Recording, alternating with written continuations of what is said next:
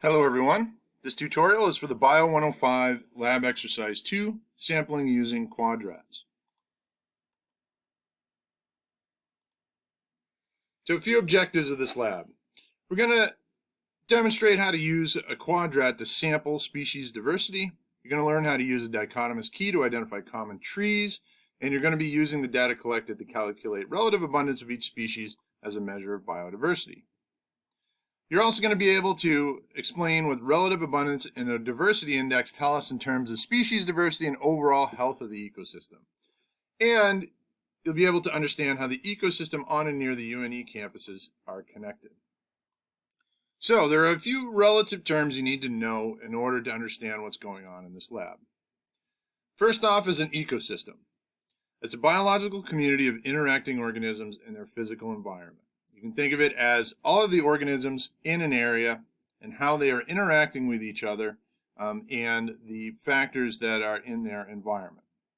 Those factors are often abiotic factors. So these are conditions in an ecosystem stemming from non-biological causes. Things like sun exposure, wind exposure, the amount of rainfall, and what the soil type is. Those are all going to affect what you're seeing there for the number and type of organisms present. So relative abundance is going to be the percent composition of an organism in a particular area compared to the other organisms there. So how prevalent compared to the other organisms is this one organism?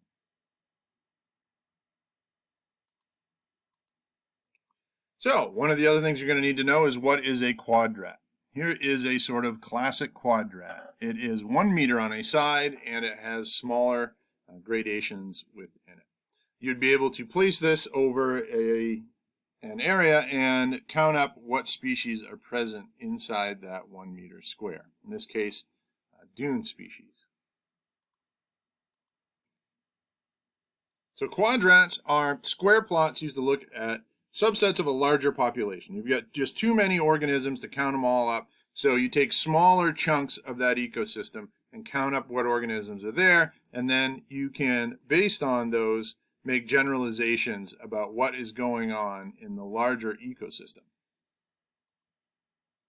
So let's do a quick example. We've got a farmer here, and he wants to know about the health of his pasture here on this side.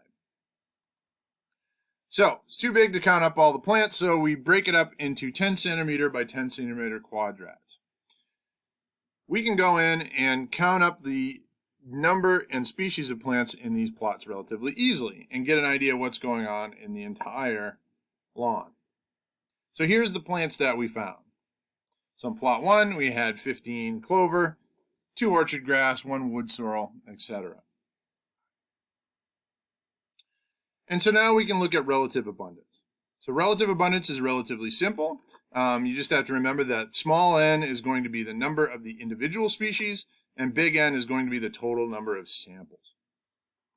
So it is just simply the number of individual species divided by the total number of samples, right? So we can see that none of our 3 top species here are all that more represented than any of the others, and that our dandelion is a relatively low expression.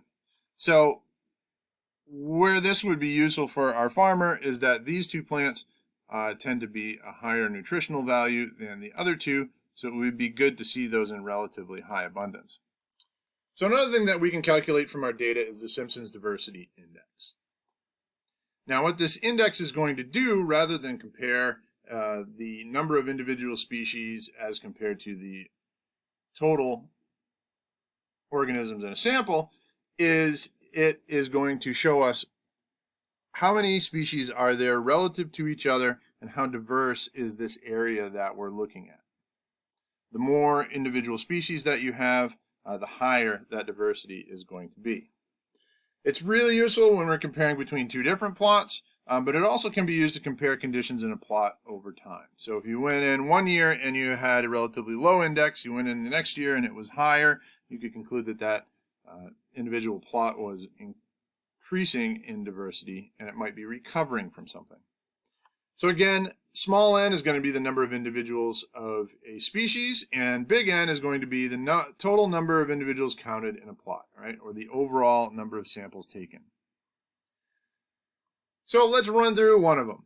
All right, we've got our equation here. So where do each of these parts come from? So we start out, we talked about little n, that is the individual number of species in a sample. So for white clover, that would be 15. Then we're going to calculate n times n minus 1. All right, so that is just, in this case, would be 15 times 15 minus 1. So then the equation asks us to do the sum of all of our n times n minus 1s, and we get this 212.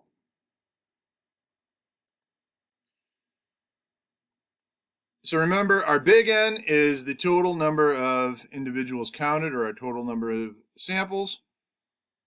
So that, in this case, is 18. So we have to do n times n minus 1, or big N times big N minus 1. That gives us 212.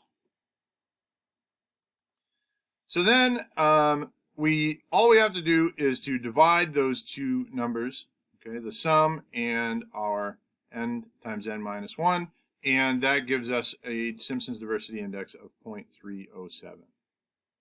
Now with the diversity index, it is going to vary between 0 and 1, where 0 is no diversity at all, and 1 is a theoretical infinite diversity.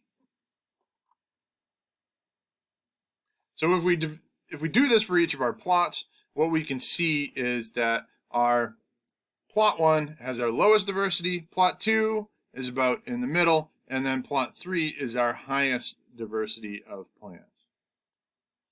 From an ecological standpoint, we would be inclined to say that plot 3 is the most ecologically healthy, right? Because it has that highest diversity. If we're talking to our hypothetical farmer, they might be interested because that higher diversity of plants might mean more nutrition for their livestock.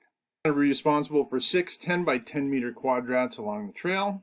You're going to count and identify all the trees within each of your plots. So you're only counting trees that are larger than 5 centimeters in diameter at breast height, meaning you reach out, and if it's larger than 5 centimeters, then you're going to count that tree. After you've counted it, you're going to mark each tree with chalk, so it's counted only once. We're going to start measuring the plots parallel to the path and about 2 yards off of them. We're going to avoid overlapping plots. You're going to mark the corners of your plot with flags so that the next lab knows where to start measuring. And we're going to try to maintain our 6-foot distancing while we're doing the lab. Once you come back to the staging area behind East Hall, you're going to share your data with the instructor. They're going to add it to the Excel spreadsheet and share that with you on Blackboard.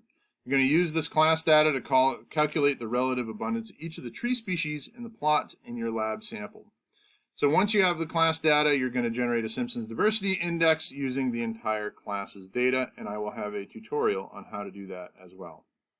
So thank you for listening today. We'll see you in lab.